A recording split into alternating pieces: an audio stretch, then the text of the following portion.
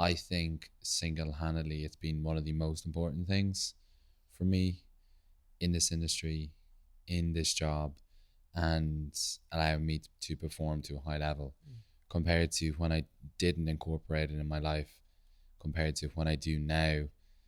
The difference is massive. How it allows me to perform, how it allows me to actually enjoy how hard I'm working and being able to sustain how hard I'm working. I genuinely think it's the biggest thing that has moved the needle for me. I'm Brian. And I'm Liam. This is the playbook. I hope you enjoyed the episode. Brian, episode 28. Liam, how are you? I'm good. How are you? Good. Just when you said 28, it just makes me realize, like, the majority of those were the Dubai Real Estate Playbook, but that's a lot of recording time. That's a lot of time of me chatting. You and your thoughts. Me and my thoughts. Sometimes I go back and listen to some of those episodes and I'm just like, oh, that's actually quite decent. Like, Yeah. I'll use that. And I was like, it's me actually talking. So Who's this intelligent chap speaking? not quite, but like listening back, it really, yeah, it's mad just kind of going through that stuff and realizing what you learned. When you think of it, though, 28, most of those were the guts of an hour, a good 45 minutes. Like, say there's a solid 25 hours of recording time there, you know? Yeah, the biggest thing I learned was being able to kind of formulate your thoughts, speak about things, like get across ideas. I think that goes so much more than what we actually realize. Like, even like it's recommended that like two friends sit down, record a podcast together, listen to it back, and start speaking about ideas to get better at conveying ideas and stuff. Yeah, it's very true. Very true. Very true. Bit of a tangent to begin with. Yeah, absolutely. More directly to the point. What are we speaking about today? Today's topic is going to be about energy management, a concept that we kind of stumbled across the last few months and something that was introduced to my life. And we're going to talk about like what it means for us, how we implement it in our lives, and how it serves us both as real estate agents, especially in Dubai. But before we get into that, we're just going to have a quick recap about last week's episode with man of the hour, Dean Munro. Absolutely great conversation with him, to be fair. Great conversation. Every time you have a conversation with him, you come out of it either learning something or feeling better about your day. Yeah. I think he's just one of those, he's such a bubbly character. Yeah, and so unintentionally funny. Yeah. I just sit back in the office and just laugh. Yeah, let him speak. What were your big takeaways from him? What did you learn? Definitely the outlook on life, I think, is massive. Like as we said last week, how he carries himself and how he approaches life is like it flows. You know what I mean? Well, it radiates is the word. Like if you're around him, you kind of you pick up on that, on his energy, so much. But definitely, his outlook on life and how what you see as a problem isn't an issue when you take a step back and look at things in the bigger picture. And obviously he's been through some tough things in his life, and it allows him to kind of put everything into perspective. But I think if more of us could do that with our day-to-day problems, these problems as we call them, that stresses out day-to-day, if you could stand back and have a look at them, they're not really problems at the end of the day, you know? Yeah, that's one big takeaway I took away from it, was that perspective that nothing can affect him on a day-to-day basis when he's been through such a traumatic event, and taking perspective of your own, like taking stock of your own problems and being like, all right, this is actually something that's worthwhile giving some thought to, giving some energy to. Sometimes this problem is not. The whole concept, I'm not sure if this is, I can remember hearing it before, if something's not going to affect you in, was it 5 years time, you shouldn't think about it for more than 5 minutes of your day. I haven't heard that. Is that correct? Just something along those lines anyway. But I think that's very much like, if you can take a step back and think, right, is this going to something, even if it's going to affect me in 5 months, if it's not, like, why are you spending more than 5 minutes worrying about it? You know what I mean? Yeah. And I think that's very much unintentionally what he does. Do you know what I mean? Yeah, and it's taking that step back. Like, have you ever seen that video of the camera zooming out, and it's like as far as it keeps zooming out, and like the world is like a tiny speck, and it makes you realize of like how little of an impact, like how little of importance you actually are in the grand scheme of things. So like your problems are really, really unimportant. Like I've got a screensaver on my iPhone. It's just the world like from space, and I was like, this is a great one. Yeah, absolutely. Makes me realize that. But it's kind of that same concept that Ozzy, Paddy, and Mark were speaking about, the lads in Kaizen there. I don't know what podcast it was for them, but about how like these problems are like things you might be worrying about. Like they spoke specifically about going out and eating by yourself, like how you think this is an issue, and when everyone else is looking at it, no one's thinking about what you're doing. You know, these problems that you think are problems, look in the bigger picture, they're just not. Like, Yeah, they're problems to you, but I mean, yeah, other people would swap your problems for their problems in a heartbeat. Like there's so many people in more disadvantaged areas across the world with really bad issues, bad problems, big things to worry about, that would swap your problems in a heartbeat. They'd swap, having to moan getting up early in the morning, or having to moan getting home late, or being stuck in traffic. Yeah, or, such first world issues. Like, yeah, like people would swap your issues, and when you understand that, oh, somebody will actually swap my issues, like, for how bad their issues are, makes yours not that important. Yeah, I think that was definitely the big takeaway from last week on the larger scale. On a more direct scale of Dubai and real estate, what did you pull out of that conversation? What I pulled away was something that I've always really thought of. It's the long-term vision when he was speaking to clients. Like he said that initially when he was getting his kind of onto his feet, he was, telling people what they wanted to hear, over promising, under delivering. That didn't serve him. That didn't end well. It most likely ended badly, as he said. And then only through a kind of framing his thinking differently did he start dealing people on a long-term basis, being honest, being upfront, and speaking to them like his friends. And he said it himself, like, as in those clients come back around, they stick with him, they reach out to him if they've got any issues, because they're actually, got a good relationship here, and they understand that Dean is the kind of guy who is looking for a long-term relationship, and how that could be beneficial rather than like a quick buck and then dip. Surely that's the same for in life too. It's not just the real estate market here in Dubai, and obviously it's very prominent here. People saying what they think you want to hear because it's going to make them money. But obviously in life as well, like if you're just telling people what they want to hear and not focus on that long-term relationship of what this person might actually think of me, surely it'd stand to you too. Just if you're more straight up, as he said, it stood to him in the long run. Yeah, and it's what this person. It's also like what I would think of myself in the future. Like, as in, if I don't believe in this decision now, like, as in me looking back, I'll be disappointed at myself. What will future me think of what I'm doing right now, the choice that I'm making? Am I making the hard but aligns with my moral choice, or am I taking the easy path and just going the easy route? It's a big step from you worrying about future Brian. I do worry about future Brian. What would your 24-hour self do, as we spoke about with the lads? But that's something that annoyed me when I first came into real estate. Like, I was speaking to some people who were saying that, like you have to step on each other's toes, you have to fuck other people over, you have to go behind people's back. And they were using an example of some guy, it was another company, and they were using an example of a guy who was doing very well as a result of going behind the other agents' backs, even for live listings of properties that were live online, going to the owner being like, look, I can rent this quicker, or I can sell this quicker. And he did. He sold it or rented it quicker. But how does that serve you? Like, I mean, you burned all your colleagues, you burned those bridges, you burned those boats.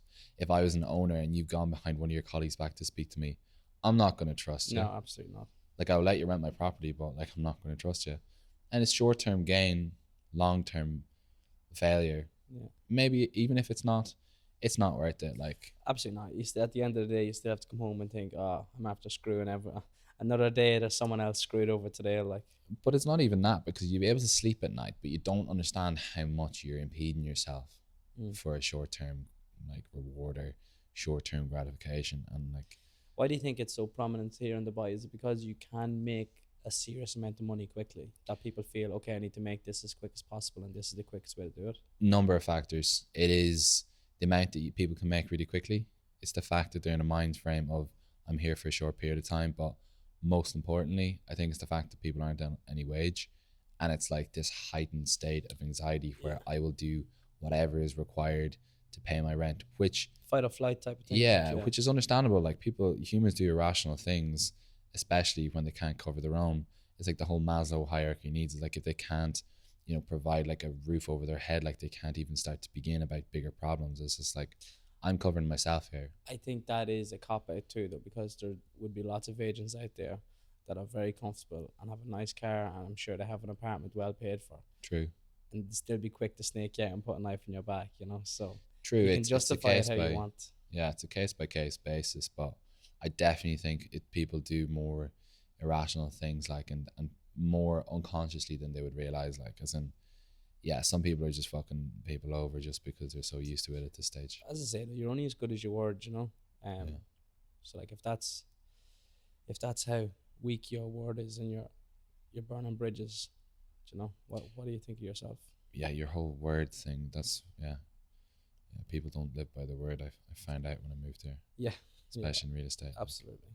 Well, I suppose those are the two kind of main points that we talked about last week. I really enjoyed the conversation last week. As I said, I'd sit back and listen to him all day, especially just having a conversation with him like that too, where he's opening up about things in life and you're learning from and stuff like that. So yeah, definitely one of the most enjoyable ones we've recorded so far. Facts, 100%. On to today's topic, energy management. Even when I was speaking about those problems, I was like, this could tie in nicely to energy absolutely management. Yeah, that's true. Yeah. So energy management, Liam, what does that mean for you? Energy management for me, turn off the lights when you leave the apartment, Brian. That's energy saving. Energy management. And now energy management from me is not burning the candle at both ends, I suppose. How to kind of distribute that energy to not only just last you the week, but I suppose to be able to continue working at the level you're working at for the foreseeable future. Do you know what I mean? Obviously anyone can come over here and do 60, 70 hour weeks, but it's just not viable. Like, you can't keep doing that. So I suppose energy management for me is finding a way to obviously manage your energy that allows you to work at that peak level, at the highest level you can without burning the candles at both ends, trying to find that balance between work and rest, which obviously isn't always the easiest thing to do. How do you do that? The main thing since I come over here is just my sleep. Absolutely. Like, I even with my sleeping routine, if I'm not asleep by 10:30, I'm just like, tomorrow is going to be horrible. Starting your day off and so like the back foot straight away, like up out of bed, dreading going to the gym. Like, all you want to do is stay another hour in bed. So like, even thinking back to like, how was I going to bed at 12:30 and getting up at 6? Like, back in the UK, I just couldn't do that now. And I wasn't going to the gym over there. I wasn't consistent, and I wasn't meal prepping and stuff like that. And that is all a knock-on effect of maybe something as simple as not going to bed in time. So for me, that's the number one factor, is getting to bed. That and Sunday preparation, getting prepared on a Sunday. What's the energy management for you? Yeah, for me, I think it's important to kind of define why it's important first to begin with, and how it served me. I think single-handedly it's been one of the most important things for me in this industry, in this job, and allowing me to perform to a high level compared to when I didn't incorporate it in my life, compared to when I do now. The difference is massive. How it allows me to perform, how it allows me to actually enjoy how hard I'm working and being able to sustain how hard I'm working. I genuinely think it's the biggest thing that has moved the needle for me. And managing your energy is something that is completely overlooked, and I first kind of talked about it with Mark and Paddy. They put a name to it, like energy management, and I was like, that's absolutely genius. For so long, working, mental hours per week, not allowing any foot to be taken off the gas, meant that the thing I was doing felt so much more difficult than it needed to be. And then there's a point where if you keep working harder, if you keep pushing it further, the amount that you get out decreases and decreases over time. Yeah, absolutely. Your performance just plateaus at some stage too, and there is only so much you can do. Like, Yeah.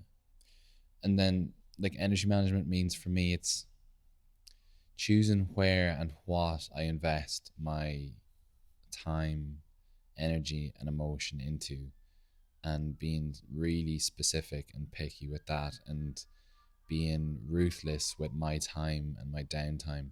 So each week I schedule my downtime first. It's like Sunday evening, Monday morning. I think just when you're saying that is, I think it's very important to make the distinction between your physical energy management and your mental energy management. Like how you said, that mental, emotional energy management, I think is huge because one, the physical side of things is, yeah, okay, you need to save your energy, but do you find it's more the emotional side of things you work on, like the management of that, or the management of your physical energy that has the bigger benefits? No, I think it's both. I think for me, energy management, the two of them fall under the same umbrella. Okay. I treat how I am physically exerting the same as mentally. So like at the start of each week, I schedule my downtime. So I set like, on a Tuesday evening, I go to a men's circle, or a Sunday morning, I might go to the beach. Might even go out for a coffee. It might be as small as, going out for a coffee, going out for a walk, meeting some people, meeting some friends, not talking about work. In my old place, when I had a sauna downstairs, it was on a Wednesday evening, go for a sauna and a swim by myself with my phone switched off. And then throughout the week, I manage my energy mentally and emotionally by ruthlessly having a set wake and sleep time, like you said. Having a time where on my phone, it goes into nighttime mode, it goes into focus. So new notifications can't come in. People can't call me. It's like 8 p.m. at night. And then it's the same in the morning. So like 7:30 in the morning. It means everything outside 8 p.m. at night and 7:30 in the morning is my time. So I sleep from 10 p.m. till 5 a.m. Then go to the gym. Or before that, I have my morning routine. So just a coffee, some meditation, some journaling. This is my time. This is my time where I get control over my life, where nothing can really affect how I am. I try not to check the phone in the morning. I try not to check the phone before bed. And this little period of time is I dictate how it is. No external environment can dictate how that period of time is. And as a result, it allows me to put more energy into the things that are important during that working day. So it's been huge for me, like as in that switch off in the evenings, it not only gets me ready for sleep and allows me to have a better sleep, but yeah, it really just kind of switches me off before bed. And before I even considered the idea with the lads, I didn't have that on my phone. It's a really easy hack. If anybody hasn't done it, I would really recommend them to do that. But before that, I was leaving my phone on. I'd be getting notifications just before bed. I remember even I would wake up in the middle of the night at like with a jerk. Yeah, or 4 or 5 a.m. and I'd see a notification. I'd reply to it at like 4 or 5 o'clock in the morning, like to a lead or something like that, thinking that I was working hardest or whatever. But like I was just wrecked then when I would wake up, and then you compound that over a period of time, and you're just absolutely drained. And it's the same first thing in the morning. Like when I wake up, I try not to check the phone. It's harder to do than to say it, but it's not checking my phone in the morning, not letting the messages on my phone dictate the rest of my day, and then choosing throughout the day what things to invest my energy into. I suppose that checking the phone in the morning too, 9 times out of 10, checking your phone, it'll be grand. That one day there'll be a message on it that'll just piss you right off in the morning and just send you spiraling for the day. Then you're just like, fucking hell, why did I check that? Like, yeah, it's an absolute tumble. Rather than if you check that when you're sitting down at your desk having a coffee, like you might laugh at it, but like, fuck yeah, off. it's like no, like, but and then throughout the day, like energy management is like physical. It's kind of self-explanatory. Like it's easier to kind of frame that because you're like, well, if I go to the gym 7 days a week, or if I go running 7 days a week, then I'm gonna be absolutely fucked with no rest day. I don't know. At the same time, though, like especially recently, last couple of weeks, I find what we're doing on a Sunday is great for my physical energy management. Like, and that's not me sitting on the couch doing fuck all for the day. Like, Mm. so getting up on that Sunday morning, going for a run, chilling at the beach all day, and going for a swim and a coffee. Like, we come home here like 5, 6 o'clock on a Sunday, and I'm just like, oh, my body is floating, body's so relaxed, mind is so relaxed, so ready for the week. And I think that's just overall, that's the pinnacle of my Mm. energy management. If I get that in a Sunday, I'm happy out. Why do you think that is more, that has been better for preserving your energy on a Sunday? It seems quite contrary to the belief that if you're to sit on the couch for the day, you would be less relaxed than if you went to the beach and went for a run and went for a coffee. Um, Personally, I just think it's a switch off. It's the only time in the Yeah. week where, like, I said it to you yesterday, like that. Oh, actually, you said it to me that it's great on a Sunday. You can just go on a holiday, like, and it Yeah. genuinely feels like I'm on vacation for the day. I'm at the beach. I have some waiter bringing me out food, like playing a bit of football, going for a swim. It's like, this is great, you know, and just being able to get out of the house and do those things on a Sunday for little to no cost. Like, it was a €40 we spent yesterday to be able to have your day out and food and everything. I think that's so much better than sitting on the couch for the day. And maybe that's just me. I like getting out and doing things. But if I sat on the couch all day Sunday, like you would be if you're hungover or whatever, the Sunday's scaries hit about 6 o'clock, and you're just like, oh, back into this again tomorrow, like back to the grind. I didn't get any break as such over the weekend. So yeah, I think that's what it is for me. It's just being able to switch off. It's the only time where work actually leaves my mind completely. Not worrying about anything else, just chilling out. So I suppose that's what does it for me. Yeah, Mark said slowing down to speed up. And that's essentially what it is. Slowing down to speed up or speed? Oh yeah, as in your energy management is. Yeah, you're slowing down to speed up. That it's a series of like sprints rather than, like, if you think of a long race, like you're not going to get straight off the mark, like, and sprint for the first few kilometers. You're going to be absolutely fucked for the rest of it. So it's about slowing down to speed up in the long run, and it's the only way that my life can be sustainable. Like initially, I had a lot of resistance to energy management. Brian, come on, come and do something with me on a Sunday. No, it was more that self-critic being like, nah, this You is don't an deserve excuse. this. Yeah, there's an excuse for you slowing down. This is an excuse for you not working hard. Like, speed it up, ramp it up. Like stop making justifications. This is you fooling yourself into justifying taking a rest on a Sunday or whatever it may be. I have no problem justifying my rest on a Sunday. But only from kind of testing out did I realize that is the case. And then it makes our life sustainable. Like, some people it wouldn't be sustainable for.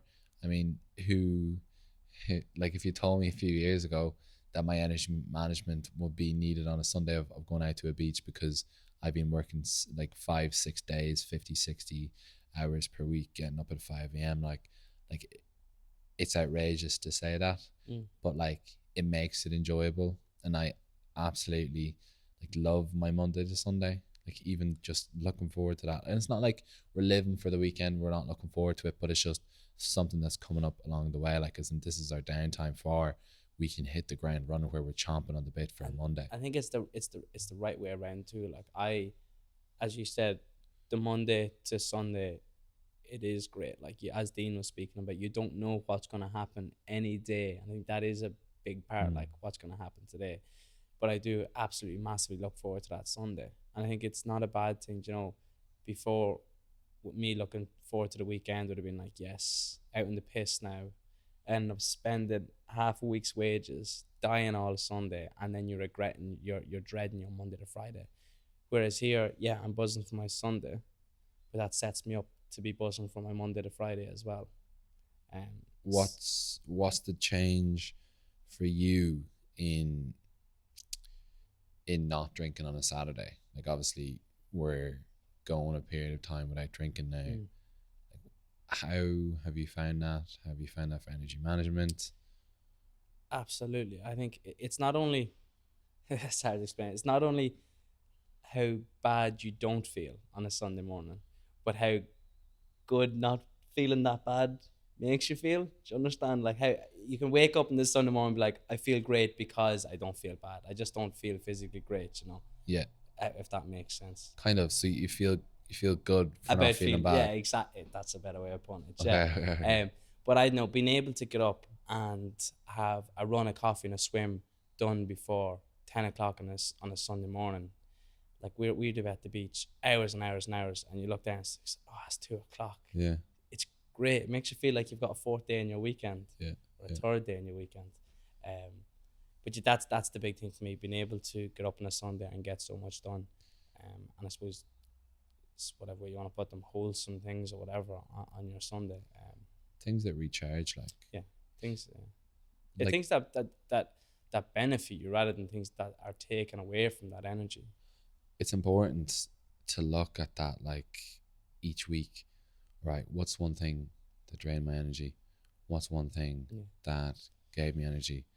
And only when you kind of think back and reflect and be like, okay, I felt absolutely drained after this, or I felt absolutely great about this. And it's the small things, like even having some sort of a mood tracker. It's like, I actually feel great after that. I never done that. And you said it to me last week. I was like, I don't know what one. I was like, feel shit today.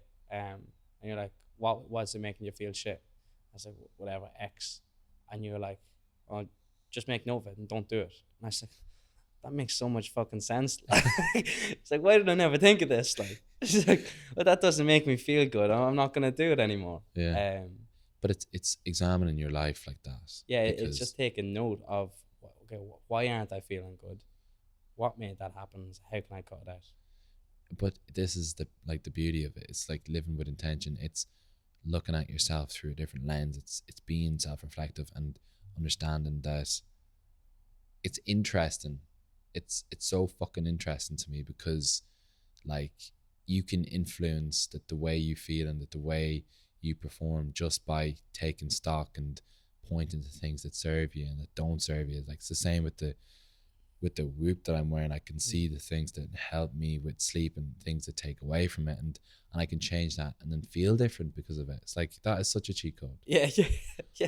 I can control how I feel. This is crazy.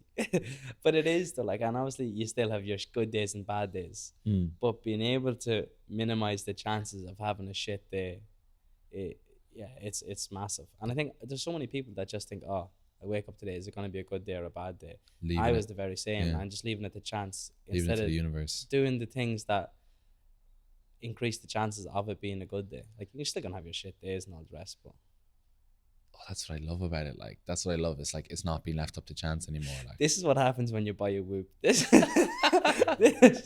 No, but I bought a Whoop because I was doing that. Like, I'll only wear a Whoop, let's say I'll subscribe for a year and then take it out because, like, I've learned things that add and take away from my life. I'll put it on for a year and Brian Flanagan, you are dying.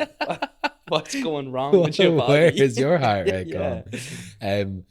But shit, where was I gonna go? You made me lose my train of thought. You'll only keep the Whoop for a year.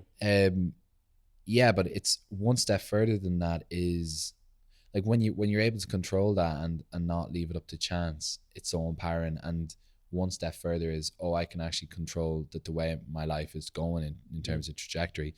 Oh yeah, what I was saying was those bad days. Yeah, when I look back at the last few months, it's like, geez, I really haven't had that many bad days. The only bad day I've had in the recent past is when I was sick, like. But other than that, like, as in, the amount of bad days I've had have become so minuscule. It is absolutely outrageous. Do you want to share the story? You're smiling. I'm sharing. Just I'm in trouble. I get a good laugh out of it. Do you want to share the story about the one sick day you took in a full year out of 365 days? All right, I'm not sleeping tonight. I'm not sleeping. Thanks for reminding me. So Brian hasn't missed a single day since he came over. Well, I haven't called in sick. I haven't pulled a sickie. I still haven't pulled a sickie. I was just genuinely sick one day, and I was just like, this is probably good for my energy management to take off today. Which it genuinely was, because I couldn't leave the bed. A nice Irish man decided to walk into the office as a walk-in with a 15 million dirham budget, being like, I want to buy something on the palm. I came in the day Oh, after and I was like, this is a yeah, joke. you were sick. An This is a Irish sick man with joke. 50 million to spend. I was like, you can't write this shit. No. But What's meant to then, be will be, Brian. The exactly, universe. what's for you won't pass you. Yeah. That one was a kick in the teeth. Oh, it was a kick in the balls, man. A I swift kick in I the come out when balls. we went in the day after, and someone said I come in. First thing I did just look at you and tried not to laugh because I knew rightly it's like, oh, this is gonna piss him off. Clear the area. Is what it is, man. It could have been a massive wild goose chase. So Yeah. we'll see with that one. But yeah, and then throughout the day, like speaking about energy management, like is there anything that you do throughout the day to manage your energy? Like because there's so much things you could be doing, there's so much things you could be focusing on. Thinking I about. feel like I'm promoting Kaizen collection at this stage. But I swear to God, We're not. This is not a paid promotion. not a paid promotion. Yeah. Literally again, something I heard. I think Mark had a reel on it, and I spoke about this before about the whole thing of you've got what 60,000 thoughts a day. So we said, and basically instead of labeling them as good and bad thoughts, labeling them as productive and unproductive, and being able to then file your thoughts and make note of them when a thought that comes into your head that pisses you off or might send you off in a tangent for 5 minutes. Just take note of it. It's like, okay, well that wasn't a productive thought. I'll block that one next time it comes in, or I'll think about that when I have the time to go off on that tangent. So I think, yeah, trying thinking to myself that what's going through my head, is it productive or unproductive? And if it's not productive for that moment in time, I just don't give it any more time. So I just block it straight away, and I find that saves a lot of my emotional and mental energy throughout the day because I'm not stressing myself over shit that I don't need to be stressing myself about. Do you block those thoughts like deep in your subconscious and never revisit them again, or I bury them down. no, you don't? Like, No, what do you do? I think I genuinely do because I think they'll come back, and it's probably a bad way of doing things. I probably should set a time to deal with them, but I'll probably just keep letting them come back and blocking them until they happen to come back at, oh, this isn't a bad time to deal with this now. I would be careful with that. Like, as in, revisiting them is important instead of shunning them away and Yeah. stuffing them deep under. What would be some of those? Thanks. Here comes the therapy Thoughts. session now. What was I know little it's hard to things? think of examples, but Yeah, little things. Like even that deals that might, you're like, oh, that was so close and that didn't go through, and it might pop up during the day, and you're like, oh, why am I bothering thinking about this? Like, this isn't, the deal's not back on the table. There's nothing I can do with it now. It's gonna piss me off to think about it anymore. So that's one that blocks. And yeah, fair enough. You could revisit it and dissect it. Well, right, why did that not go through? What can I do better next time? What could I have done differently?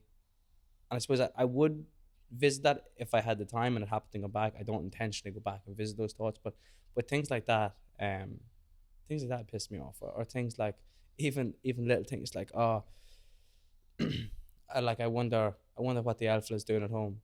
Wonder does he need a hand cutting the hedges? You know, it's like, well, I can't do fucking anything from here, so there's no point in annoying myself saying I couldn't do it. I'm sure if you heard it, you said he wouldn't fucking help anyway. So just little things like that aren't productive make absolutely zero difference to my day, other than drain that emotional energy. that's a really good one, man. It's like, this emotion doesn't serve me, this thought doesn't serve me. Yeah. If I put time, effort, or emotion into thinking about this, it'll take away from what I'm doing.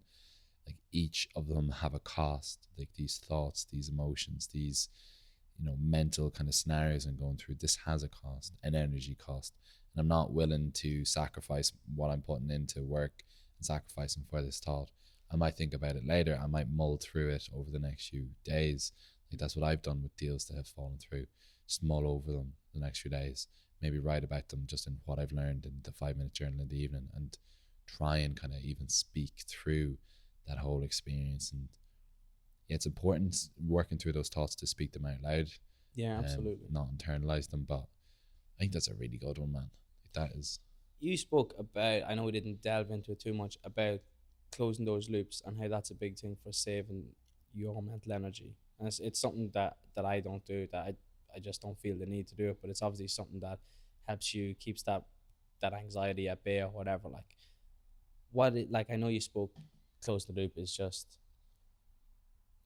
Explain to us what is closing that loop like. I've explained it. I'll explain it again. Closing loops works for energy management. It's those open things of energy that aren't being closed. And this sounds way out. So this kind of sounds a bit out there, but I genuinely think once you open something that it's left open until you close it. It's like, yeah, your emotion is there, your time is there, your investment is there, and for me, closing this, full stop, and gives clarity. It's filed away, as we said. Yeah, filing away completely. Yeah. That's put in the storage container. Like that's not getting revisited. Closing the loop is bringing the full stop to those thoughts. Delete the file. Yeah, It's done, like, you might it's be gone. putting full stop to those thoughts that you're having throughout the day. So here's a negative thought. Here's a negative spiral that could be going down. I'm gonna revisit here. Full stop. That's Done. the loop close. Yes, that it's when it's nearly come full circle. I'm finished with this thought now. This is gone. Like as I said, sometimes my ones will rebound back in. And I'll just block them again. Whereas what you see your closing the loop is, okay, this has popped up a couple of times. This has sucked some of my energy. I need to deal with this. Put that full stop there. Close the loop, and it's gone. That's not coming back. Yeah, for me, it can be hard conversations. So it's when somebody doesn't know where they stand with me. Like, let's say, for example, I go out on a date. This is all very hypothetical. Here we go now. This is very hypothetical. Let's say you go out on a date. You know, you come home, you have a good time. You come home, you don't really feel it. You don't really feel like there's anything there, but you keep texting them after the date for courteous reasons. You think you're being a nice person by continuing to text them. You might text them once every day, once every 2 days, just kind of like general chit chat, but it's not going anywhere. You don't want it to go anywhere. They probably don't want it to go anywhere, but you might think that they want it to go somewhere. And it's in the back of your head. You know, once a day you might text them, once every 2 days you might text them, but you don't really give any clarity. You don't invite them out for a second date. You don't plan a second thing to do. So not only are they left in limbo, but you're leaving yourself left in limbo. Your energy is being taken away throughout the day if you decide to revisit it. If it does creep back up, if you do see them put up a story, you know, you're thinking about that. That loop is open. Like. It is so open. Yeah. And I've had examples where that has happened to me, where it's me not closing the loop, and I feel like I don't want to visit that hard conversation and be like, this is where it ends. But it's in the back of your mind the whole time, draining that energy. Yeah, and I feel like in some egotistical way that like that they might not be feeling the exact same way. Like I could be their open loop, bro. Yeah. I could be their I'm open loop. Oh, I have to tell this fella that I don't want to talk to him And right now. that hits home. You're like, oh shit. Get down I'm off the your open pedestal. loop. Like, Exactly. yeah. Get down off your pedestal and close this loop because I'm the open loop here. So then it's my people pleasing tendencies not to have those hard conversations make everybody like me. When in matter of fact, if I close it, I'm like, look, I enjoyed our date. I think you're a nice person. Maybe our paths will cross in the future, but this is where it ends for me now. I don't want to go share whatever. I think that is a great analogy, though. I suppose that's why I was kind of poking you to go there. I think that's a great analogy of that open loop and how it can take away from your energy. The here and now. Sorry? It takes away from the here and now. Like, yeah, absolutely. The most important thing. Like as you said, and I think that it's any hard conversation. A hard conversation, I think, in the back of your mind pulls so much energy. And once you get that over and done with and that loop closed, it's like, oh, breath of fresh air. Yeah. Yeah, and throughout the day, like those other things for me, it's the mental clutter. It's not having those thoughts. Sometimes for me, it's not even speaking about certain things. Like, as in, like if somebody brings up something that really doesn't serve me, and it sounds so selfish, and I've had times where I'm just like, where somebody says something to me, like, and I just like, okay, fair enough, but like, how does this serve me? Like, as in, how does this grow corn? Like, this is a saying. How does this grow corn? This is a saying Chris Williamson had, and I actually said it today. I don't know. People can interpret it how they like. I don't care anymore. This grow corn. I love like it. where somebody came over to me and said something really unimportant about somebody else and what car they drive and what house they have. I was like, just stop. how does this affect my life, and how does this grow core? And he's like, what do you mean? It's like, okay, like you can say whatever, but like, how does this, you know, move us forward? How does this make us money? How does this make us better? How does this grow something? It doesn't. It's completely unimportant, like irrelevant information. And me even accepting to speak about that is allowing it into my mind, and I won't even allow that. Like, well, you did. Well, I did, and here I am speaking about it. That's like twice. I just gave you exactly. And has the corn grown yet? He got me in the rebound. Yeah. Oh, that's gas. But yeah, I think even like that, it's been those things. It's not even speaking about some topics that are. We spoke about energy management, what we do. How does that affect being a real estate agent in Dubai? How does managing your energy help you in your day-to-day? How does it help you make money? How does it help you to perform at the highest level you can? It's a number of things. It's like, it's focus. It's like deep focus on the most important tasks, because you can be doing so much things. You're not getting paid. You need to focus on the things that give you the highest return. And here are the things that give me the highest return. And I'm not wasting my time, you know, doing X, Y, and Z, thinking about X, Y, and Z, when it's not going to benefit me. About open loops when it's not going to benefit me. I need to focus, like, be ruthless with my focus, and block out everything else. And that's on a day-to-day. But on a week basis, it's, you know, not going on a full-out sprint. It's a marathon. And how many days can I work 10 hours consistently over a period of time, 10, 11 hours over a consistent long period of time, rather than me working, you know, 7 days a week, doing 12 hours per day for 1 week, and then switching off for like the last 3 weeks of the month. And you don't get as much out of the latter than the former. That's been massive for me, but it's also the enjoyment that I get out of the process. It feels like I've got a switch off button. Something that I experienced when I went home for Christmas. Mark even said it seems like I can switch off better, which I can. So you're welcome. Thanks, Liam. It's all you. But it's me being able to switch off and actually enjoy the process a bit more. That I can switch off at a time at night, pick things back up in the morning. That it feels like I'm driving myself rather than being dragged. Yeah. That I'm just being pushed by my external environment and just in reactive mode the whole time. I think it's funny how you say it, like how you have to be ruthless with what takes your energy. And anyone that sees you in the office will know that's a fact. Like I sit beside Brian in the office and I turn around to him. I'd be distracted at something. I turn around and say, Brian, look at this. And I know you hear me. It doesn't even fucking flinch. I was like, right. Sometimes I don't hear you. Yeah. No, but sometimes I don't hear you because I'm focusing, or I might have my noise cancellation. But it's a sign for me. It's like, Liam, like, check yourself. What are you doing? You know, if I turn around to Brian, look, and he doesn't even look at me. I'm just like, right, I am wasting time here.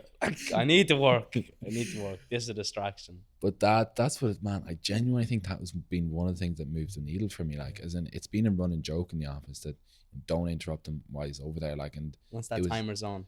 Exactly. That's a good one. Yeah, it's having that focus is when I started deep focus work, setting a timer from 0 and go up and just make it into a competition with myself and then pause it every time I get distracted.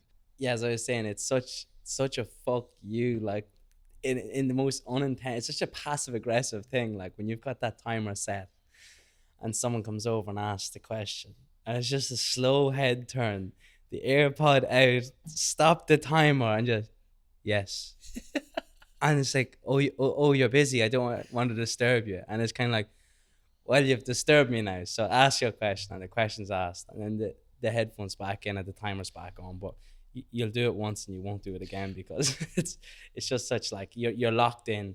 That's it. Like I'm after disturbing this man. So people don't do it. People aren't as quick to come over and ask you something stupid. Even though I do it, I feel I can get away with it. I get a slap someday, but no, you do get away with it. But and it's painted like it feels like some people might interpret that as being a bit of a dick, But I genuinely believe if everybody was doing that and then had set periods where this is what we discuss, like morning meetings for 15 minutes of this is the, you know, the endless random bullshit, or like I used to say like just WhatsApp me, like just genuinely just WhatsApp me, like because I'll get to it. In the 30 seconds I have free somewhere. Yeah, like I will get back to it. Just don't spend the time to interrupt me and then get me out of kind of deep focus. Like I'll see the notification come up and I'll speak to it and I'll reply to you as much as I would if I had to turn around. Yeah, you are, to be fair, you are very good at that. Like once the headphones are in and that timer's on, like you're literally sat upright like a robot and you don't move for your 35 or 40 minutes until that timer hits wherever you may want it to be. Like, but I try, man, and it feels like lately it's getting harder. Like sometimes it's hard and sometimes it's easy. Like I go through periods when the office is quiet. Of you said that yourself, like as an early first thing in the morning, last thing in the evening. That's like, why I went downstairs just today. to focus. Exactly, like you get that unbelievable focus and you can direct your energy to the things that are worthwhile. 2 hours go like that. Yeah. When you're in that deep focus, time just disappears. You're working, you're locked in, you've got deep focus music in. Next thing you look up at the timer and it's on 45 minutes. You're like, what? It's crazy. Or like if you're procrastinating stuff, sitting there for half an hour and you look up at the timer and it's 3 minutes later, you know. So it is very beneficial. It's something I need to do more. So but I think it's the right way to be thinking about it, and the whole energy management thing, and thinking about these are the thoughts that take me away from what I'm doing, or these are the tasks that are pointless, because you can spend an unbelievable amount of time doing absolutely nothing in this industry. Like these are the micros, like these are the 1%ers or the 5%ers that are making the big difference, that add up to make that 25-30% difference throughout your week or throughout your month. So yeah, look, I suppose it's another thing that I have definitely improved on since living with you over here. Something that I'll continue to try and improve on, and something that I definitely find beneficial. Yeah, I think it can't be understated like how much output you can get more than somebody else. Like it mightn't only be 2 times as much, it mightn't only be 10. Like you might have 100 times as much as them. Like the amount of leverage that you do, the amount of things that you can do and people to speak with too, and the amount of work you can cram into a period of time, and how much leverage that will give you over not implementing these little small 1%ers, these things that move the needle. I genuinely think, like, let's say if I wasn't an agent, if I was, you know, on a salary based role and I worked with one person and I was just like, right, do exactly these small things, allow me control of your life outside work and inside work. I genuinely think like that it would be impossible not to do well, not to make money, and not to be successful. Yeah, of course, but at the same time, some things work for some people, and other things work for others. Like if someone had to live by that much structure, that much fine tuning in their life, they crack up. Like, no, but it allows for creative flow. Like me having such structure over my life, same with you. Like as in, our days are so structured. We know what time we're eating at. We know what we're eating. We know on a Sunday what we're eating for the week. We know at what times we're going to the gym and what times we're finishing. Those micro decisions you don't have to make. Another form of energy management. You don't have to put time into thinking, what will I have for dinner? Yes, true. You know, what will be, you know, what time will I stop for lunch? Even today. Will I go to the gym today? Yeah. It's just like, I don't have to make those energy decisions. I don't have to allocate energy to that. So then it allows me for more flexibility. You're an autopilot for those decisions. Yeah. They're just done. Yeah. Like even today, you're going to say? Just today, like we didn't get round yesterday. Obviously, we got home from the beach late, which I don't regret. Like, and I've just had a few bits to do. You had a busy day yesterday, like a few bits around here to do, and didn't get cooking. And obviously, the knock-on effect of that, even that decision this evening, like, oh, what am I gonna cook? Like, I need to eat. What am I gonna get? Do I need to order? Like, you don't realize how much energy it drains from you, energy and time. Do you know? Yeah, absolutely. I don't know. Oh, nearly forgot. So we had said going forward that we're going to have one thought-provoking question each to ask each other at the end of the episodes. Brian doesn't know what I'm going to ask him. He doesn't know Brian doesn't know what I'm gonna ask him. I don't know what he's gonna ask me. But we basically are trying to think something that will provoke thought, something that Yeah. will provoke conversation. It can be serious, it can be a piss take. It doesn't matter. It's just something to get us thinking, I suppose. So we're gonna try and do this going forward, I suppose, just to see what creativity flows, as Brian says, and as I put it, shy talk. No, I think it was you that came up with this idea, so don't even. Yeah, I'm not knocking the idea. All right, I'm just all saying right, the term all right. creativity flows. Well, yeah, it puts us on a spot. Quick fire questions, deep questions that we can quickly delve into. I actually think I'm fucked. I think I used my question in the middle of the podcast. What is your I was question? going to give you the question about the loops. Oh yeah. Oh yeah. Well, that no, you can't. You have to think of another one. No. So do you want to think of one? Will I ask you your question? Okay. So I have to think twice as hard. Yeah. Think while you're answering. Okay, go on. What? When did you come up with this, by the way? Earlier today, after you said it, I looked it up. Oh, you looked it up. So Yeah, much I for looked up creativity 72, flowing. 72 thought-provoking questions. I think this is a good one. What is one thing you're holding on to that's holding you back? What is one thing I'm holding on to? Take a minute.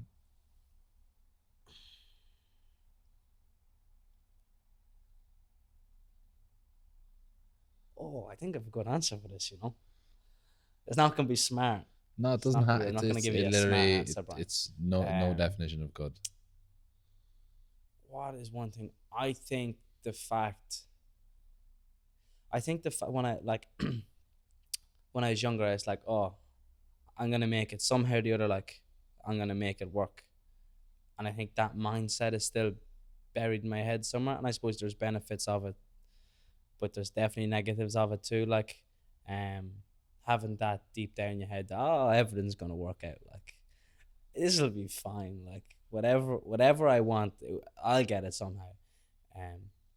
So I think having remnants of that still there is definitely holding me back, because I'm not in that state of desperation. Like, it's like I need to make this work, rather than this will work out. It'll be fine. So I think, what'd you call that? I get you, Call that a man. bit of ignorance. No, Bit it's like having a plan B. It's like you feel that, you know, if this doesn't work out, something else. will No, work no, out. not even the case. It's a case I don't need a plan B. It will work. This will be grand. When I think, though, I need to think to myself, okay, this won't be grand. Like, I need to work harder. Like, Yeah. I need to put in the work. I need to make sure this is all that's happening. If that answers your question. No, it does, man, and it goes on to something. All right, I'm going to give you an example of a study here. You can use this time to think of my question. Oh shit. Okay. When you're saying that, it made me think of a study that I heard about Plan Bs, and like technically it's in and around the same thing, but they got two Plan groups. B as an actual plan B, not the birth control. Thanks for clarifying that, No Liam. worries. I didn't fucking think about my that. head's a mess trying to think of these questions. Keep your now. head on. Yeah, you were supposed to be thinking about my question, not fucking birth control, man. So they took two groups of kids, elementary kids or whatever, in America, and they told one group, okay, solve this puzzle and you will get a treat. The other group of kids, they were like, solve this puzzle and you'll get a treat, but there is a vending machine down the hall that you can get the same treat out of.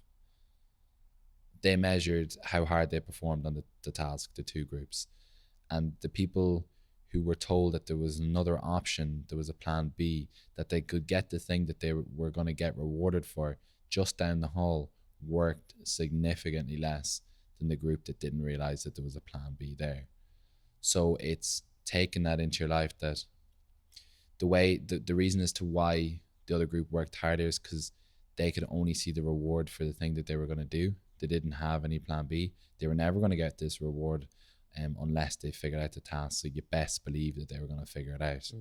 It's the same in life. If you've got no backup plan, if you've got no idea that, you know, things will work out anyways, and you're in that desperation, you're going to make it work. Yeah, I like think you're that's going to what it make is. this one thing work, rather than people who have a plan B. It's just like, well, if this doesn't work out, I have a vending machine. yeah, Yeah. my vending machine in life is, my daddy's money or this job that But I can even your get college into. degree, bro, do you find that as a Not, plan B? I mean, a psychology degree is not going to get me anywhere, but it's not a really a safety net. Like, it's not really a plan B.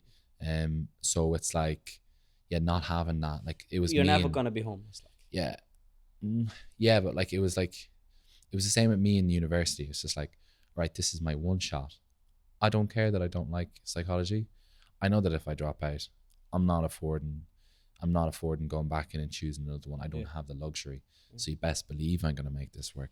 Same with out here, man. It's just like, there is no plan B for me. There's nothing for me to go home to. I can't walk into a lovely postgraduate job as a psychology student. this lines up lovely for my question. So I'm gonna make this work. Okay, shit, I'm smiling now. So that was the leading. I think that was a really good one, man. I think it was a really, really good one. You can't work too much in desperation, though. I've had the result of me working in desperation, and that can be transferred into your clients. But it's interesting not having a plan B. Anyways, your question, please ruin my evening. Would you rather have? No, Liam. I'm joking. I'm joking. If you were at home, you couldn't come to Dubai, you didn't have a passport or whatever, you had to do psychology. Do you think you would somehow find fulfillment somehow in some branch of psychology? Would you be able to live a fulfilling life doing that, living at home? Not at this period of my life. Like, there was no element of psychology that jumped out at me. I didn't want to be going down counseling psychology, clinical psychology, organizational psychology, educational psychology. The path seemed too long, didn't seem kind of rewarding enough financially or career wise for me. It meant I was going back into academia. Who's to say I wouldn't be fulfilled? You can take great fulfillment out of helping others. The way I see it, though, is like, fill your cup first, so that, like, I can go throughout life. I can fill my own cup. I can, be the best in an industry and potentially be successful, and then I can start helping others. Then I can help a larger amount of people than I would have if I was counseling or been, educational psychologist on a one-to-one basis. So I still do think I would have got a lot of enjoyment out of that. Like, I see my mum as a counselor and psychotherapist, and it's a massively rewarding job. Serious fulfillment there. Like, she was talking about, examples of some of the work she's been doing with clients, and that is unbelievably rewarding.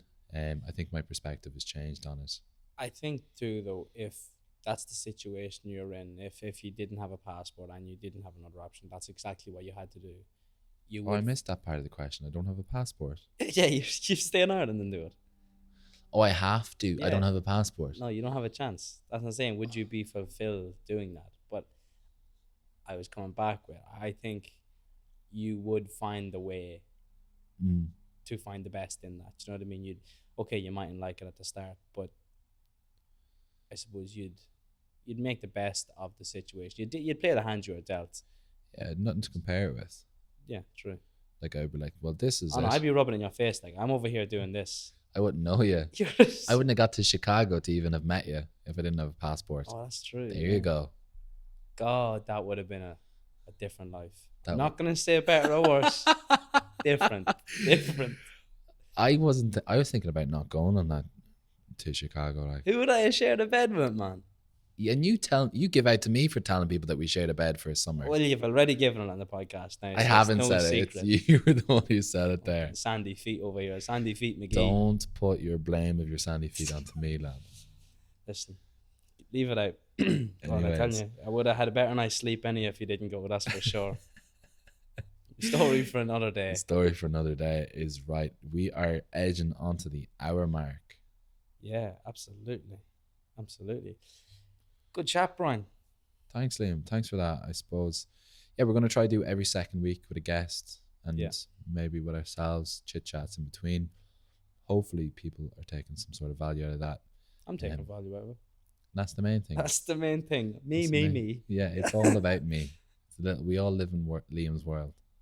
It's Liam's world. We're just living in. Oh, I didn't even get a chance to out you this week yet. So. Yeah, we did. We'll wrap it up before we get. I had one on the tip of my tongue and I didn't give it. You thought about it. Double You points thought next about it. week. Yeah, I thought it was going to be a worse question. Yeah, exactly. Next episode with us together. I'll have to think about this question next week. You almost got, would you rather have toes for fingers or fingers for toes? That wasn't the would you rather you asked me earlier. Anyway, thanks for listening. Thanks for listening, folks. Episode 28. See you next Tuesday, I suppose. Pleasure as always. We'll see you in the next one. Good luck. Good luck.